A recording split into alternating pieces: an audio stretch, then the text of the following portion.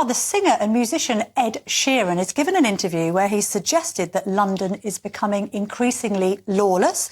In an interview with American stand-up comedian Theo Von, the Shape of You singer made the following remarks.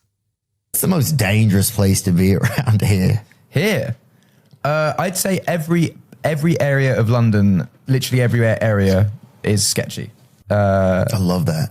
The nice areas are sketchy, the bad areas are sketchy, but you just have to not do stupid. Like, if you wander around with, I don't know, like a Louis Vuitton duffel bag and a 200 grand watch, you are going to get robbed. But just don't do that. Just don't do that. Well, former Met Police Detective Peter Bleksley joins me in the studio now. Peter, lovely to see you. Thank you. He's not wrong, is he? I mean, would anyone go around with a 200 grand watch on and a duffel bag? Maybe it was ever thus. But it does strike us that the capital is becoming increasingly lawless. It sickens me to the very pit of my stomach to say that Ed Sheeran is right. I want anybody who's been successful and can afford a luxury watch and a nice bag to be able to walk around our great city without fear of being robbed. But sadly, the crime statistics show that there are increasing numbers of violent crime in the city. There's a huge amount of fraud, which is not necessarily violent, but there are other serious crimes against women and girls. And so the very unpalatable beat of increasing crime goes on.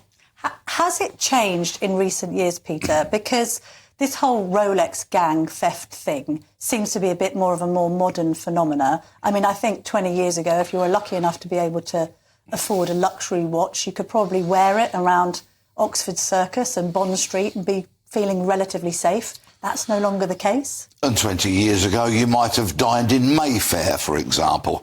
And the actual truth of the matter was some of the more better-to-do areas were policed better by the Metropolitan Police than others. Officers would particularly be put in places where there was great wealth, politicians, the wealthy lived, because they wanted to be kept protected, and the police wanted to do that. Now, unfortunately, the truth of the matter is so much crime is unreported. Yes. And this is really kind of the elephant in the room. There are so many people who I speak to on a daily basis who are victims of crime or who are related or are friends with people who have recently become victims of crime in our great city. And when I say to them in a pleading tone, did you report this to the police? The answer inevitably is, what's the point? Well, that's a terrible indictment. I mean, to what extent do we blame the police themselves?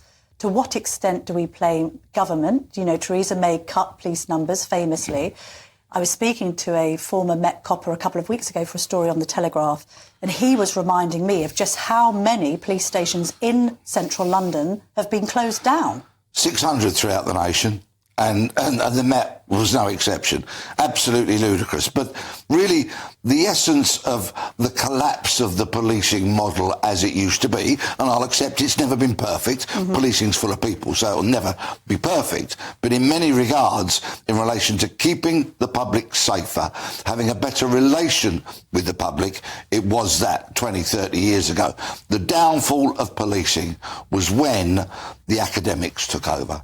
And explain that a bit, Peter. Well, so in 1997, Tony Blair said education, education, education, and many senior police officers said, we'll have a piece of this, and off they trotted to their red brick universities. Some of them were funded entirely, and of course they began the generation of police officers with letters after their names instead of in front. But what do you mean, that academisation, so to speak, of the police force has resulted in fewer practical skills? Because there's a problem at the other end of the scale, isn't there, that quite a few people are becoming police officers now that can't read and write? Senior police officers these days are loaded with degrees, MBAs and the such like, and there are departments of policing in many universities. We have professors of policing. Academia is everywhere in policing, and if you want to get promoted through the ranks, you have to be an academic, whereas practical policing, people who have worked their way steadily through the ranks, gaining experience of frontline, supervision, management, controlling operations, they will be bypassed because they simply do not have the necessary academic qualifications. Academia is everywhere in policing, and it's never been in a worse state. Finally, Peter, I mean, is there this kind of atmosphere building up where criminals have a licence to thieve because of these sort of strange rules around not necessarily prosecuting or criminalising people for lifting less than £200 worth of goods from shops? Sort of seems to be suggesting to criminals that they can get away with it.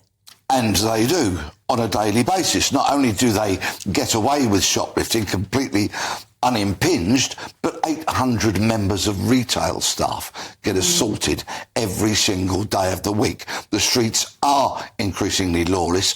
Policing is in chaos. It's a shame on all the houses that more of crime and policing was not made during this general election campaign. It's hardly been mentioned at all. But the minute it's over, 5th, 6th of July, when we go back to thousands of victims of serious crime every day of the week, it'll be back on the front pages.